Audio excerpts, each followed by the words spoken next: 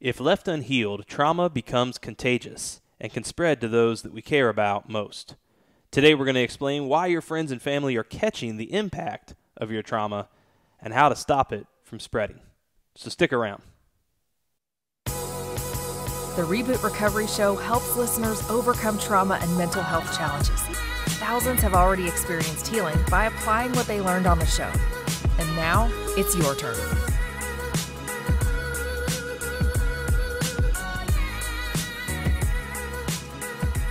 Welcome to the REBOOT Recovery Show, where we're overcoming trauma together and embracing a brighter future. For this first episode of the show, excited to be here. We're broadcasting live from the REBOOT Recovery headquarters, and I'm your host, Evan Owens. Thank you so much for joining us. For the first time ever, the Pentagon has released data on military spouse and child suicide. In what's been hailed as the Pentagon's first ever report on military family suicide, the Defense Department has said that 123 spouses and 63 children took their lives in 2017. These are people that didn't see combat firsthand. They haven't lost friends in the flight of gunfire. They are bystanders. They're passengers on the train of someone else's trauma and someone else's healing journey. But what makes trauma and the effects of trauma so contagious? Why does trauma spread? We're going to get into that deeper here in just a moment. But first, we want to address some of the questions from our listeners. You know, every episode, we take some time to talk about what matters most to you. And as always, if you have something you'd like to discuss, submit it to us at Twitter at Reboot Recovery or email it directly to us, which is show@rebootrecovery.com. Joining me in the studio today, as always, is the one and only Lori from our team. She personally reviews every single question. So if you submit a question and we haven't addressed it yet, blame her, not me. So Lori, why don't you get us started today? Sure thing, Evan. Here's the question that was submitted last week. A woman says, my husband has trauma from his job, and I've watched him change over the past 8 years for the worse. If our marriage is going to make it, something has to change.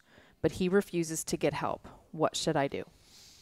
Yeah, well, first off, thank you for the question, and we'll try to address it as best we can. And if we, address it and we're not able to get to all the details, feel free to follow up and ask follow-up questions as well. You know, the old cliche is somewhat true. You can lead a horse to water, but you can't make it drink. So, I mean, this is a tough situation. So I'd say the first thing to do really is to make sure that you lead with sympathy and that you lead with grace. You know, it's important that he feels like you understand his unique situation and that you appreciate that what he's gone through has changed him and has made him unable to maybe respond to you in the way that he maybe once did. At the same time, too much grace in a person's life and they'll never change. They can get a little too comfy there with your approval or with you putting up with something.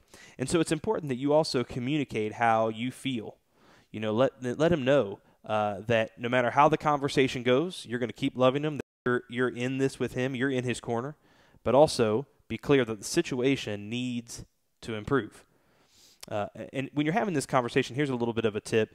Don't focus on language. Don't use language that really focuses on the symptoms or on diagnosing. We don't want to use language that's guessing at various clinical diagnoses.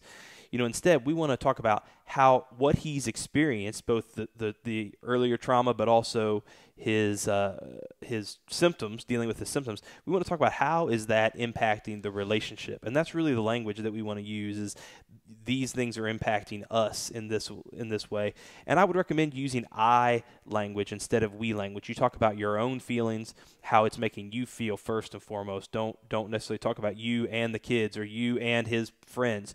Keep it personal, because when we depersonalize it, sometimes it can actually feel like we've talked about him behind his back, and that can really hurt the relationship. And then a couple other things just as we end on this question here. One, ask him if he's willing to go to seek help with you. If he says no, one of the questions that we found really helpful is to ask this, say, how much worse do things need to become before you'll get help? And this is a tough question to ask, but if you couple it with saying, because, and then paint a picture of how good a vision for the future could be, this can be really powerful to say, how bad do things have to get before you'll seek help? Because where I want our marriage to be is here, and I want us to be like this. Can you get on board with that vision of where we're headed? If so, would you be willing to seek the help that you need? And as you paint that picture, if none of that works, my advice would be to wait a little while and then have that same conversation again. It may not be his fault that he's struggling, but it is his responsibility. So anyway, hopefully that's a little helpful to you. And thank you again for that question. What else do we have, Lori? Here's one more. She says, I lead a small group at my church, and I'm quite a bit older than many of the girls in our group. Many of them are struggling with mental health challenges, and I feel like I could help, but sometimes it feels like they don't listen to me because of the age difference. How can I get them to really hear what I'm saying? I would imagine that a lot of our listeners, and I think this age thing probably goes both ways. Now Lori is about 25 years younger than me, of course, but I think that one of the things that happens in general is we do have a generational gap a lot of times, especially because of technology, and we don't really have opportunities as much for generations to interact with one another. Seems like we segregate a little bit, and so we've become a little more uncomfortable, especially as young people sometimes, talking and doing life, I think, with people who are older than us. One piece of advice, or maybe I would just say an idea, maybe that's a better way to talk about it, would be to do this, to instead of sharing advice, share your story. So as you talk to these young girls or ladies in your small group, rather than saying, in my day, this is what we did, and here's what I think you should do, which might be rebelled against because it's a little too much direct language for this sort of millennial generation. I think that sometimes if we share our story, and then if we can invite them into that story with a powerful question, something along the lines of, so is there anything with what you're struggling that maybe you could think about after hearing my story that maybe applies to your situation that might be helpful to you in your unique situation? And so when you invite them into your story, you allow them to really discover the nuggets of wisdom that you actually know are already there. And you might want to emphasize that piece of the story. But as you invite them in, they're actually going to feel loved and supported. And a lot of times, it's not only going to let them discover it for themselves, but they're going to actually grow in respect to you. And that might open the door for you to then in the future give them more direct, specific advice. So hopefully that's helpful, and good luck with the small group. First off, thank you for doing that. Thank you for stepping across intergenerational lines and trying to speak to this generation because they need you. And so thank you for that. And if there's younger folks listening, let's respect our elders and maybe think they've learned a few things over the years, right? I think that's all the time right now that we have for questions, unfortunately. But when we come back after this short break, we're going to be discussing what's been hailed as the Pentagon's first ever report on military family suicide, why trauma is contagious, and what to do to keep it from spreading to the people that you love. When we come back after this 10-second break. This episode of the Reboot Recovery Show is brought to you by our good friends at Marriage Dynamics, offering courses that strengthen marriages and workshops that save marriages. Marriage Dynamics says, we are so thankful for the Reboot Ministry as a resource for so many. Learn more at marriagedynamics.com or savemymarriage.com. Marriage Ministries with extraordinary results. Welcome back to the Reboot Recovery Show. Welcome to all of our first-time listeners and those of you who are tuning in to the first ever episode of the Reboot Recovery Show. We thank you so much. Today we're discussing a report from the Pentagon showing that 123 military spouses and 63 children took their own lives in 2017, and we're exploring why is trauma so contagious and how do we stop it from spreading. As trauma survivors, it's so easy to be consumed by our own pain. Often many people struggle with chronic pain. We struggle with anxiety, but a myriad of other symptoms as well. And sometimes the people that we love the most, our close friends, our families, our spouses, they're sort of along for the ride, aren't they? So it shouldn't be too surprising when they start to experience things like compassion fatigue or secondary post-traumatic stress, right? But why? Because sometimes they'll even start to mirror some of the same symptoms that we have. And we're going to talk about why that is a little bit and why trauma tends to spread, right? Think about it like this. In many cases, let's say I'm a trauma survivor and there's some symptoms that I'm having, and we'll use my wife in this scenario.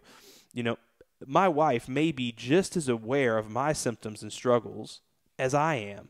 Let me give you a good example. If sleeplessness is a struggle that I have ever since a life experience that I've had, every time I get up in the middle of the night, every night terror, every nightmare that I have, every time I wake up in a cold sweat, every time I have to get up and walk around the room for air, Right.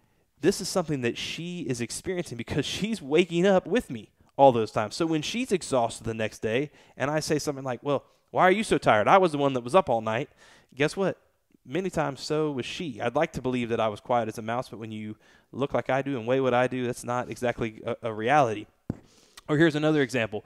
Maybe we go out to a party with some friends. They invite us over to their house, and maybe anxiety is caused in me by large crowds. Maybe I'm even prone to something like panic attacks. Well, she is going to be just as aware of the level of discomfort that I have in that social setting. She's going to be watching me to say, how anxious is Evan, right? Is he on the verge of a panic attack? She's going to constantly be monitoring my level of stress as it relates to this event, so much so that sometimes she's not even going to be able to enjoy the party herself, right? And I'm going to actually end up kind of, controlling the opportunity that she has there. And so it's important that we become aware as people who have dealt with mental health diagnoses or who have dealt with trauma, we have to be aware of how our symptoms actually make other people feel. A lot of times we talk about symptoms and it's all about how they make me feel. But here's a question. Do we let our symptoms rob the people we enjoy spending time with? Do we rob them of opportunities in their life, like great quality sleep or hanging out with friends or doing things? Do we impact them in that way? And if so, what changes can we make in our lives or in our boundaries or whatever it may be that makes their role as a support person and as a caregiver just a little bit easier?